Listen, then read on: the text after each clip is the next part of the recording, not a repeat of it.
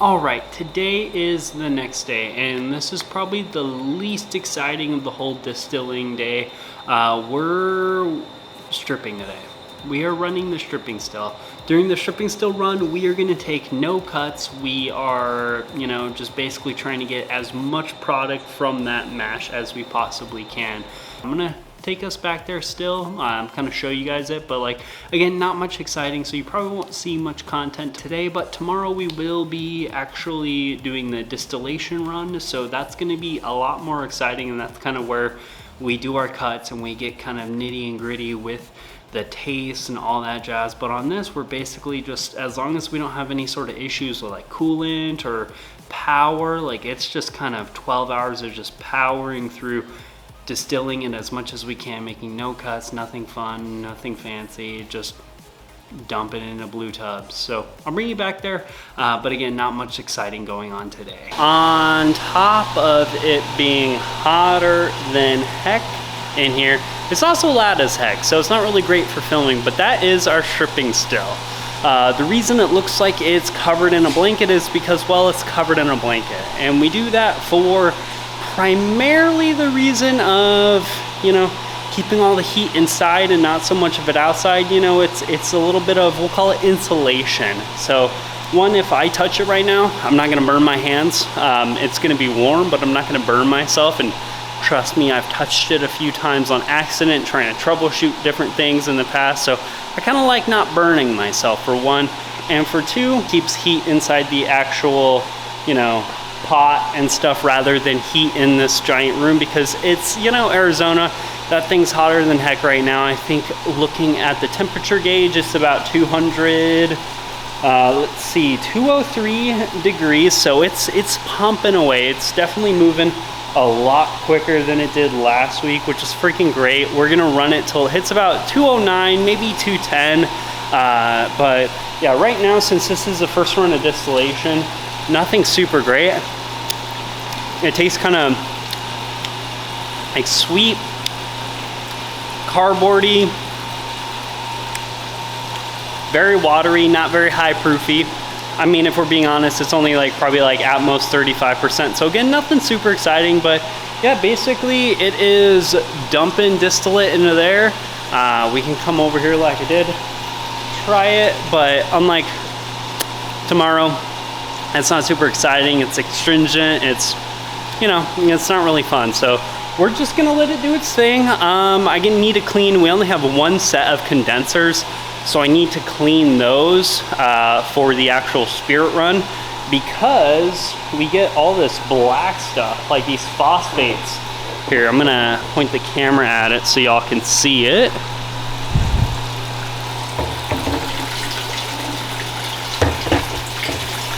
But yeah, all of that black kind of minerality, I hope I showed that pretty decently well, but all that black stuff, that kind of minerals stuff, that's all phosphates. It's in the mash, there's no way to get rid of it. It's a lot more prominent here than it is on the actual primary spirit run. That being said, we do need to clean them out, because the condensers, where are we? Condensers, these bad boys right here, those are littered with a bunch of black stuff on the inside. So if you see me again today, it's because I'm coming in to clean those.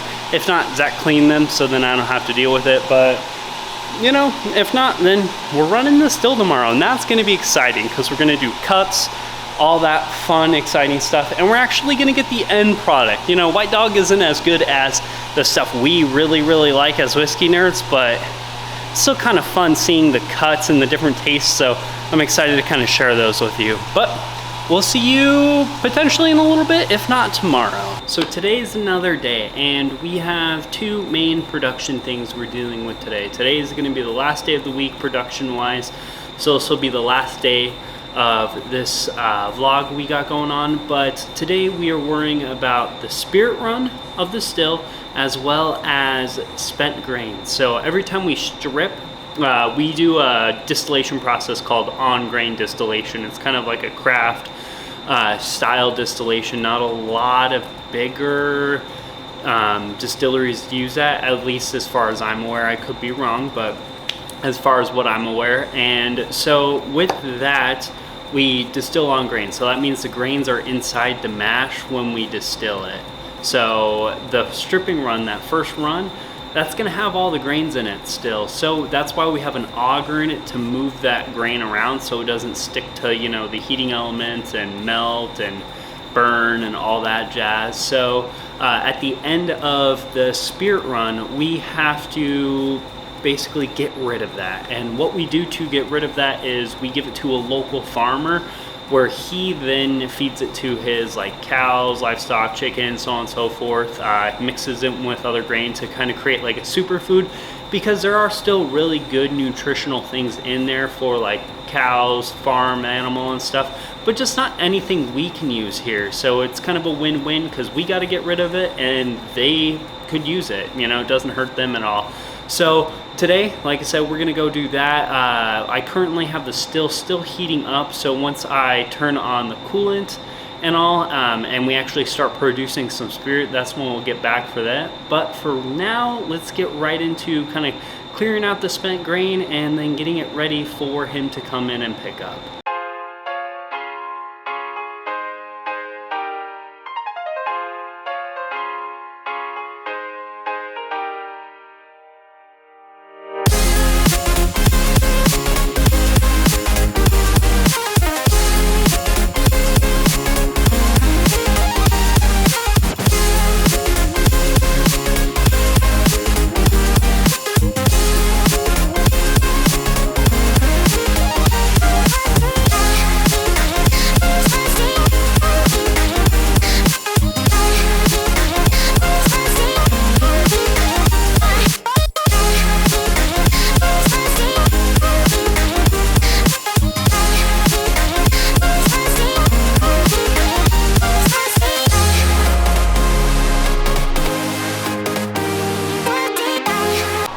All right, we are at the exciting moment for distilling. We are officially producing some spirit. So right now, obviously, heads, hearts, tails, we're super early in on the head. So like nothing tastes good right now. Right now the tank is at 84.1, and that tastes like, oh, like you ate charcoal and Sharpies and all sorts of not good tasting stuff. So that is not good. So this is our copper pot still. We have 3 heating elements for it.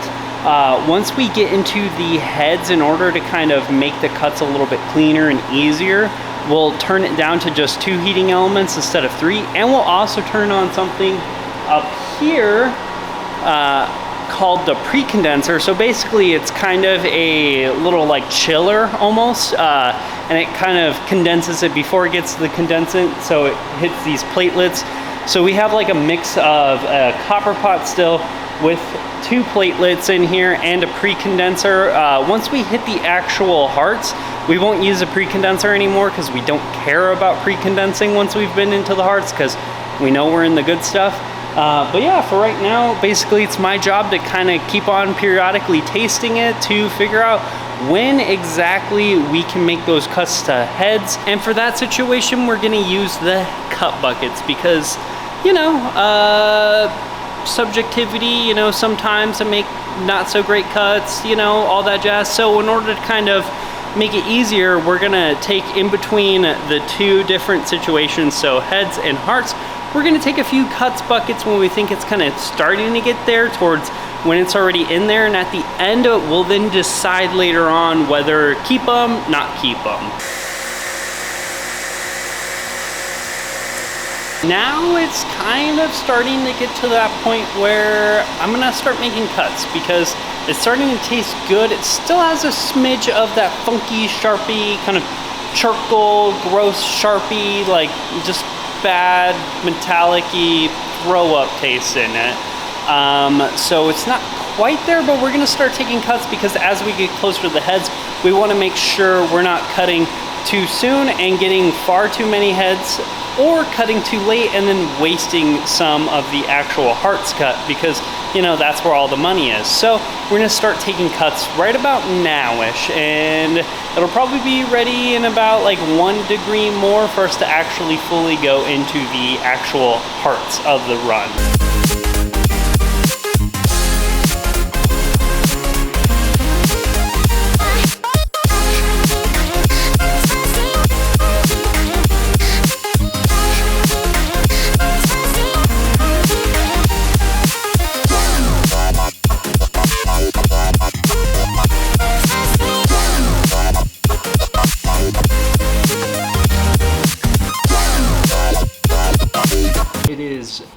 Way too loud and way too hot out there to kind of explain what I just did.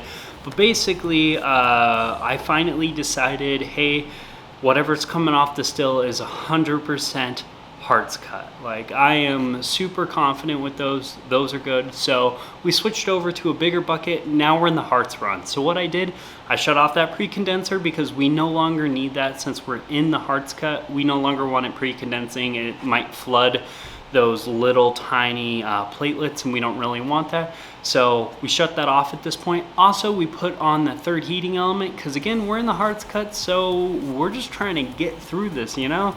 The sooner this distills, the sooner I can go on to doing other things today. So right now we're basically just watching it, waiting for the tails cut. Tails for us usually comes around like the 200 degrees mark, and we will distill it all the way through the tails cut because again, we do use the tails in our actual stripping runs again. So we put our feints back into our mash before we do the next stripping run of the same exact run. So we kind of hold those. It's a way to, one, kind of do almost a sour mash type style where it's like you're keeping part of the previous batch, as well as it helps us reuse the product because every part of the distillation run, there are good things in it that we want to keep, but there's also some bad things. So, you know, it doesn't hurt redistilling those to try to separate the good things from the bad things even more because, you know, it's not good enough to make our final product, but there's still some good stuff in there. So we're gonna redistill it, and at that point, we're redistilling that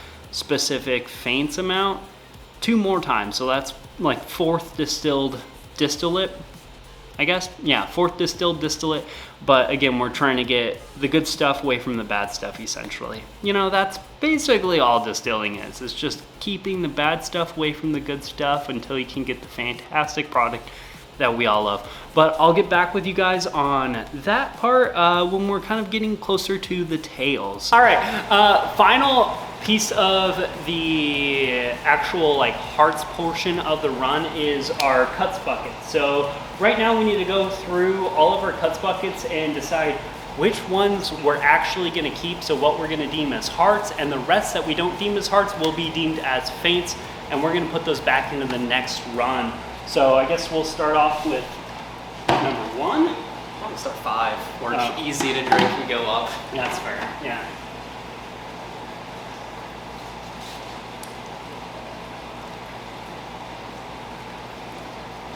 It's like a 50-50. Yeah. It has a little bit of it. One's gonna be rough though. Yeah. I took the cut super late too, compared to last time. Like by like 3 degrees. 4 is better than 5. Yeah. It's always like this. So the weirdest stuff is like no matter what, the fact that like it's a continuous run, and in theory it's like the longer you go, the closer you're getting to the hearts. Sometimes it always seems like one cut bucket tastes better than the others. Like it's the strangest stuff. Let's get into it. So 4 is 100% keep. I like that. That tastes good. For now. Yeah. We'll maybe revisit that. 3's a no. Yep, 3's a no-go. 2. We're burning our pallets out. 2's close. 3 still wouldn't keep it. I'm not even gonna try it. I'm just gonna go off with your judgment because I assume it's feints as hell. Don't do me like this. It's feints for sure. Okay. So these 3 feints, 4 keep, 5. Just keep 5. Revisit. I'm gonna revisit it. Especially if we're barrel aging it. No, it's good. It's good. Going back and forth. Yeah. It has a little bit of a bite on it, but it's still keepable.